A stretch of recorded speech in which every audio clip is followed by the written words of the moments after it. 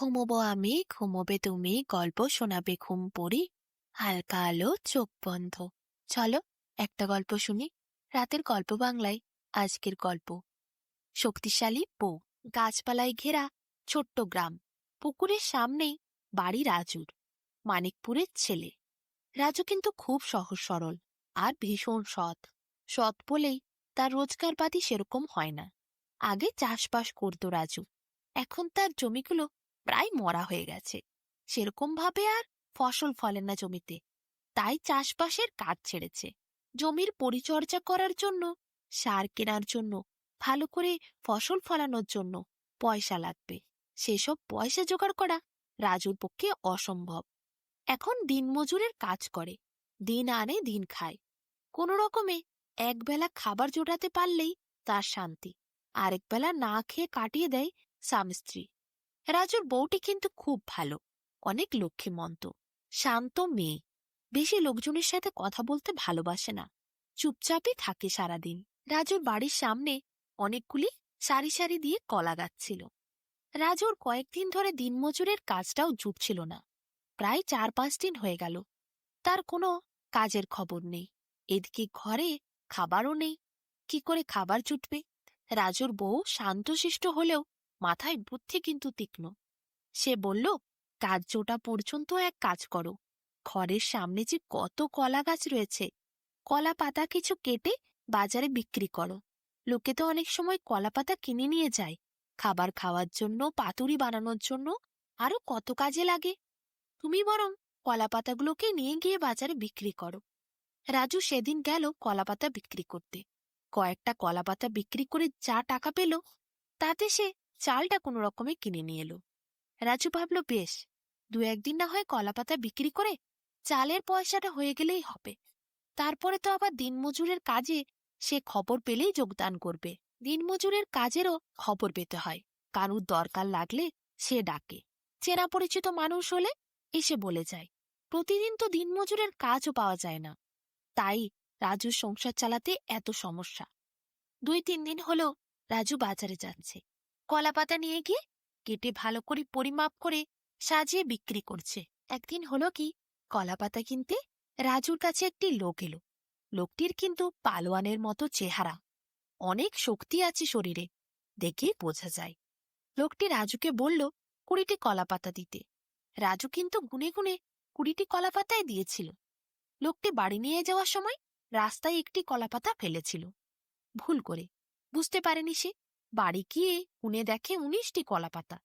এরপর সেই লোকটি রাজুকে এসে প্রচণ্ড অপমান করে, বলে একটি কলাপাতার টাকা তুমি মেরে নিয়েছ। রাজু পয়সা ফেরতও দিতে চায়, বলে যদি ভুল হয়েছে বাবু ক্ষমা করে দিন। কিন্তু সেই লোকটি অত্যন্ত দুষ্টু, রাজুকে যা তা বলে অপমান করে। শুধু সেখানেই থেমে থাকে না, পরের দিন সকালে রাজুর বাড়ির ঠিকানা জোগাড় করে সেখানে এসে হইচই করে। নিজের পালোয়ান চেহারা আর রাজু দুর্বল বলে সেই সুযোগ নিয়ে লোকটি রাজুকে যা তা বলতে শুরু করে। ভাবে, এই রাজু দুর্বল ছেলেটাকে যা তা বলবো, ওর তো ক্ষমতা নেই আমার সামনে দাঁড়ানো। আমি হলাম কিনা পালোয়ান, মস্ত বড় পালোয়ান আমি, শরীরে অনেক ক্ষমতা আমার। যদি বলে এক ঘুষি দিয়ে মুখ ফাটিয়ে দেব। রাজুকে যা নয় তা বলে লোকটি খুব মজা পাচ্ছিল। রাজুর বউ চুপচাপ ঘরের মধ্যে বসেছিল। রাজুও শুনতে পেয়েছিল লোকটির কটু কথা, কিন্তু দরজা খুলে সে বেরোয়নি। লোকটি সেদিন এত মজা পেল রাজুকে অপমান করে, পরের দিন আবার এলো। সেই একইভাবে রাজুকে যা নয় তা বলতে শুরু করল। 4-5 দিন হলো। প্রতিবেশীরা রাজুকে বলে, কি হয়েছে রে রাজু, এইভাবে লোকটি প্রতিদিন আসে আর তোকে অপমান করে? রাজু বলে, আর বলো না, ওকে আমি 20টি কলাপাতা দিয়েছিলাম, কোনোভাবে ওর একটি কলাপাতা হারিয়ে গেছে। ও ভেবেছে আমি নাকি ওকে 19টি কলাপাতা দিয়েছি। আমি পয়সা দিতেও গেলাম ফেরত, বললাম যদি আমার ভুল হয়ে থাকে ক্ষমা করে দিন বাবু, কিন্তু সে তো মানতে চায় না। আমাকে এসে বিনা দোষে এইভাবেই কথা শুনিয়ে যাচ্ছে। প্রতিবেশীরা সব ব্যাপারটা বুঝল, কিন্তু পালোয়ান লোক, কে কথা বলতে যাবে? 2-3 খা যদি বসিয়ে দেয় তাহলেই তো হাড়গোড় ভেঙে যাবে। সেই চিন্তায় কেউ বেরোল না।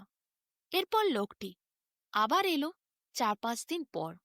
প্রত্যেক দিন সকালে সে রাস্তা দিয়ে যাওয়ার সময় রাজুকে এইভাবে অপমান করে যেতে লাগলো। লোকটির ভীষণ মজা লেগে গেল রাজুকে কথা শোনাতে। তাই প্রতিদিন সকালে এসে সে কথা শোনাতে শোনাতে খুব মজা পেয়ে সেদিনও এলো কথা শোনা। সেদিন হয়েছিল কি, রাজু বাড়ি ছিল না, রাজুর বউটি ছিল। পালোয়ান লোকটি আবার এসে রাজুকে কটু কথা বলতে লাগলো, চোর বলে অপবাদ দিতে লাগলো।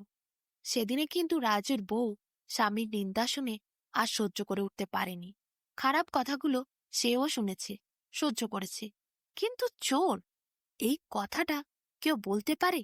যদি চোর ডাকাত কেউ হয় তবে তো সে অসৎ পথে পয়সা রোজগার করবে।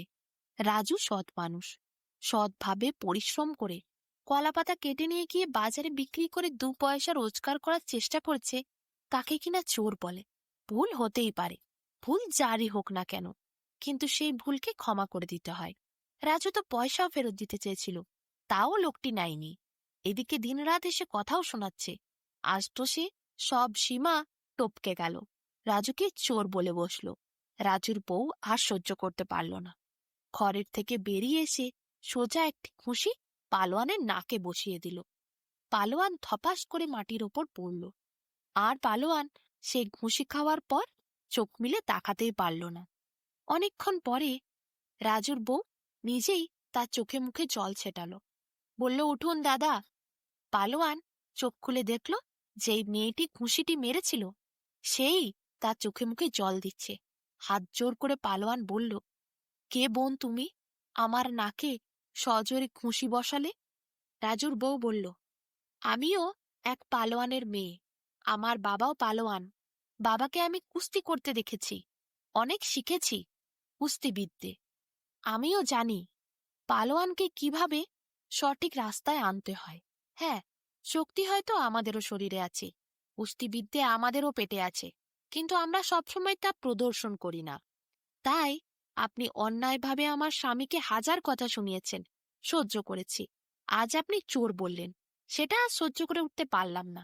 সারাদিন পরিশ্রম করে কলাপাতা কেটে বেছে নিয়ে গিয়ে বাজারে বিক্রি করে 2 পয়সা রোজগার করার চেষ্টা করে, অন্যদিন গায়ে কতরে খেটে দিনমজুরের কাজ করে। আপনি কিনা তাকে এসে বলেন চোর? পালোয়ান এরপর হাত জড়ো করে বলে, ক্ষমা করো বোন, ভুল হয়েছে। তোমার যা খুশির জোর, আমার দাঁতগুলো ভেঙে যায়নি এই কপাল ভালো, নাকটা মনে হয় গেছে, বাঁকা হয়ে গেছে। যাই আমি, যাই বদ্যির কাছে যাই, ওষুধপত্র খাই, আর কোনোদিন তোমাদের বাড়ির এমুখো হব না। আর রাজুকে কোনোদিন আমি আর বিরক্ত করব না, এইসব কথাও বলবো না।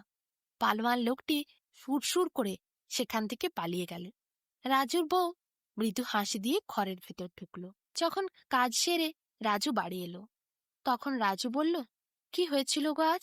প্রতিবেশীরা বলছে ওই লোকটা নাকি আজও এসেছিল। বউটি বলল, আজ এসেছিল ঠিকই, কিন্তু কাল থেকে আর আসবে না।